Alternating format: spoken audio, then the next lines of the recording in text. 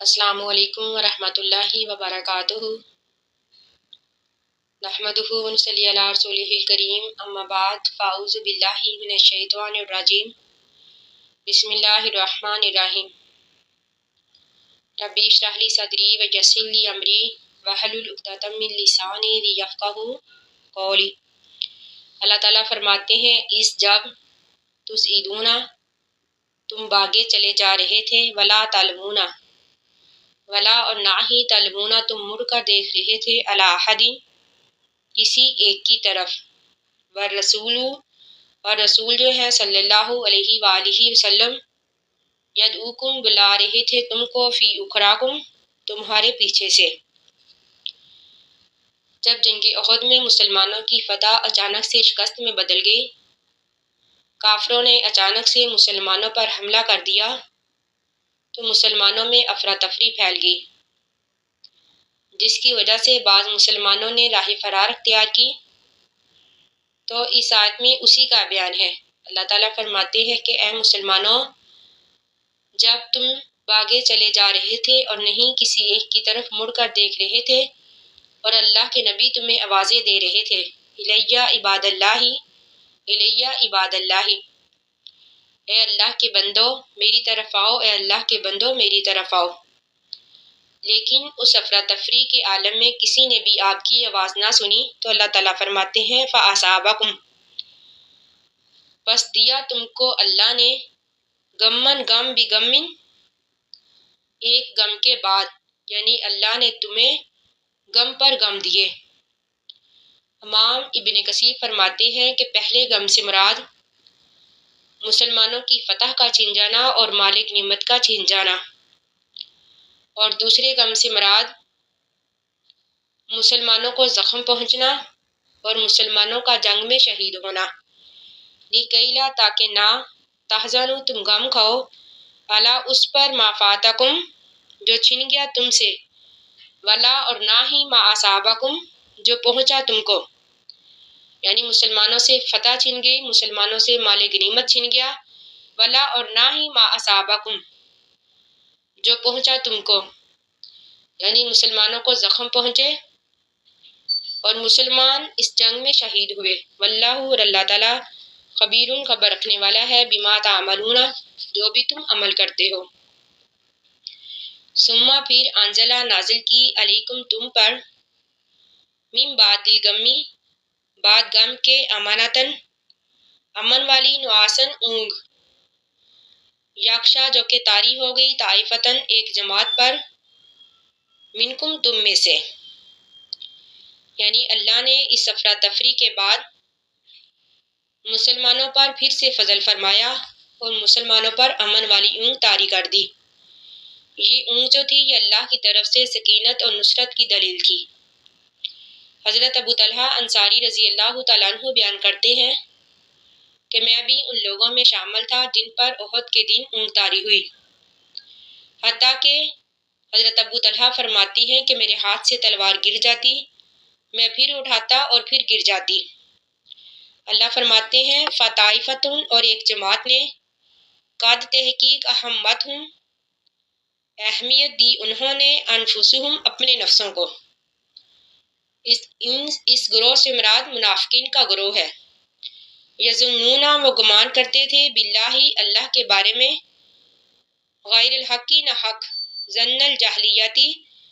جاہلیت جیسے گمان، یعنی وہ منافق کہنے لگے کہ اللہ کے نبی کا معاملہ جو ہے وہ باطل ہے، اور جس دعوت کی طرف اللہ کے نبی ہمیں بلا رہے ہیں وہ ختم ہونے والی ہے۔ یقولون اور وہ کہنے لگے، حل لنا حل کیا ہے، لنا ہمارے لیے، من الامر اس معاملے میں، من شیئن کوئی بھی اختیار۔ وہ منافق کہنے لگے کیا اس معاملے میں ہماری مرضی چل سکتی ہے، کیا ہم اپنی کوئی رائے دے سکتے ہیں؟ تو اللہ تعالیٰ فرماتے ہیں قل اے نبی آپ کہہ دیجئے، ان الامر بے شک معاملے، کلہ تمام کے تمام، للہ اللہ کے لیے ہیں، ان الامر کلہ للہ یعنی تمام اختیار صرف اللہ کے لیے ہے، یکفونا وہ چھپاتے ہیں فی انفسہم اپنے نفسوں میں، یعنی جو منافق جو ہیں وہ اپنے نفسوں میں ایسی بات چھپاتے ہیں مالا یبدونا، مالا جو نہیں یبدونا وہ ظاہر کرتے لکا اے نبی آپ کے لیے، یقولون وہ کہتے ہیں لوکانا اگر ہوتا لنا ہمارے لیے من الامری اس معاملے میں شیئن کوئی بھی اختیار ما قتلنا تو نہ ہم قتل کیے جاتے ہاہنا اس جگہ پر، یعنی وہ منافق کہنے لگے کہ اگر اس جنگ میں ہماری رائے چلتی، ہمارا کوئی مشورہ چلتا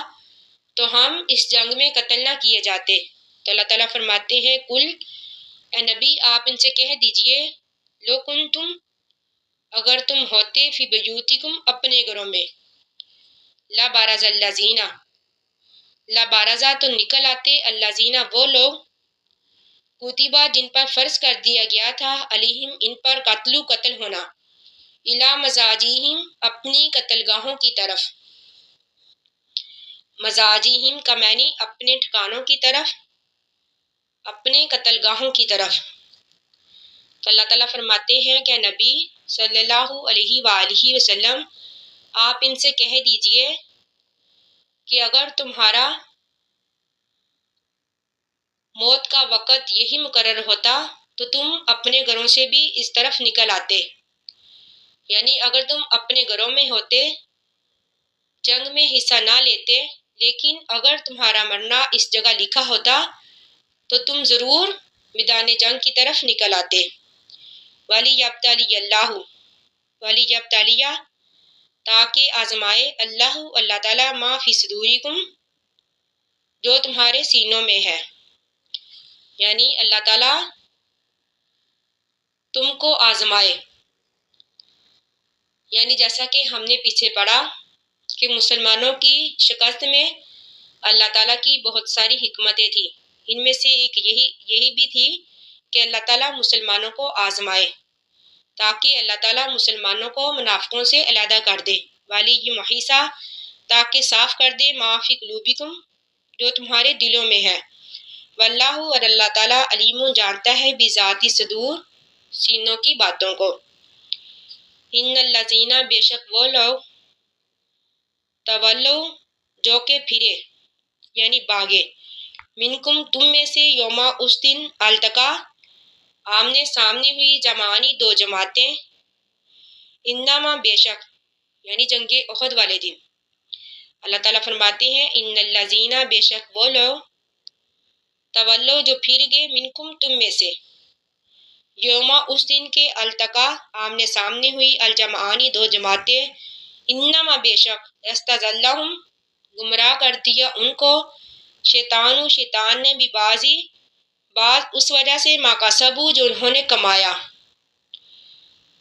یعنی مسلمانوں کا میدان جنگ سے بھاگ جانا جنگ احد کے دن یہ بھی ان کی بعض غلطیوں کی وجہ سے ہوا، یعنی اللہ تعالیٰ فرماتے ہیں کہ ان کی غلطیوں کی وجہ سے، ان کی ایمانی کمزوریوں کی وجہ سے شیطان نے ان کو بہکایا، جس طرح کہ بعض سلف کا قول ہے کہ نیکی کا بدلہ یہ بھی ہے کہ اس کے بعد مزید نیکی کی توفیق ملتی ہے، اسی طرح برائی کا بدلہ یہ بھی ہے کہ برائی کے بعد مزید برائی کا رستہ کھلتا ہے۔ تو اس آیت میں بھی اللہ تعالیٰ فرماتے ہیں کہ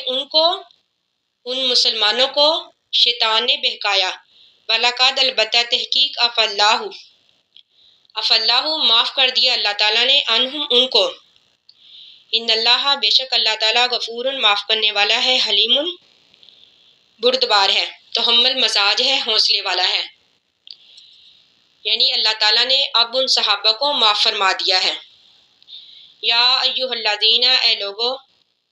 آمنو جو ایمان لائے، لا تکونو نہ تم ہو جو کالذین ان لوگوں کی طرح کافرو جنہوں نے کفر کیا، وقالو اور کہا انہوں نے لاخوانہم اپنے بھائیوں سے، اذا جب ضربوا وہ چلتے پھرتے فی الارض زمین میں، او کانو یا پھر وہ ہوتے غزاً جہاد میں، لو کانو اگر وہ ہوتے عندنا ہمارے پاس ما ماتو نہ وہ مرتے وما قتلوا اور نہ قتل کیے جاتے۔ اس آیت میں بھی کافروں کا اور منافقوں کا بیان ہے، یعنی یہ ان کے جاہلانہ عقیدہ کا بیان ہے کہ وہ کہتے کہ اگر یہ مسلمان ہمارے پاس ہوتے، جنگ میں نہ نکلتے تو یہ قتل نہ کیے جاتے۔ تو اللہ تعالیٰ فرماتے ہیں لیجل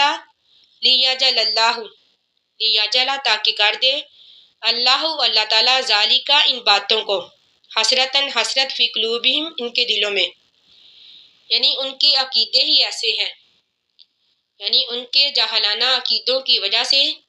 ان کے دلوں میں یہ حسرت ہی رہے گی۔ واللہ اور اللہ تعالیٰ یحیی زندہ کرتا ہے وہ یمیتو اور مارتا ہے۔ واللہ اور اللہ تعالیٰ بما تعملون جو بھی تم عمل کرتے ہو بصیرون دیکھنے والا ہے۔ یعنی اگر کسی انسان کا یہ عقیدہ ہو جائے کہ اللہ ہی زندہ کرنے پر قادر ہے اور مارنے پر، یعنی ہمارا بھاگنا یا پھر کسی کا بھی بھاگنا اسے موت سے نہیں بچا سکے گا، تو مسلمانوں کا عقیدہ بھی مضبوط ہو جائے گا، انسان کے اندر عزم اور حوصلہ پیدا ہوگا،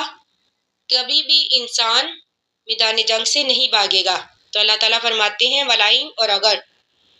قتل تم قتل کیے جاؤ فی سبیل اللہ اللہ کی راہ میں، امتم یا پھر تم مر جاؤ، لا مغفرتن تو بخشش ہوگی، من اللہ اللہ کی طرف سے، و رحمتن اور رحمت ہوگی، خیرن یہ بہتر ہے، مما ان چیزوں سے یجمعون جو وہ جمع کرتے ہیں۔ یعنی مرنا تو ہے ہی انسان نے، لیکن اگر وہ انسان جہاد میں مارا جائے یا پھر اللہ کی راہ میں شہید ہو جائے تو اللہ تعالیٰ فرماتے ہیں کہ اس کے لیے اللہ کے ہاں بخشش ہے اور رحمت ہے،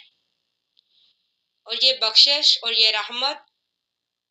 ان چیزوں سے بہتر ہے جو دنیا میں ہے، یعنی دنیا عارضی دنیا سے جنت جو ہے وہ بہتر ہے، اور انسان کا بہترین ٹھکانہ جو ہے وہ جنت ہے۔ اللہ تعالیٰ سے دعا ہے کہ اللہ تعالیٰ ہمیں جنت الفردوس کا وارث بنائے، آمین، اور دوزخ کے عذاب سے محفوظ رکھے، آمین ثم آمین۔ آخر دعوانا ان الحمد للہ رب العالمین۔ السلام علیکم ورحمۃ اللہ وبرکاتہ۔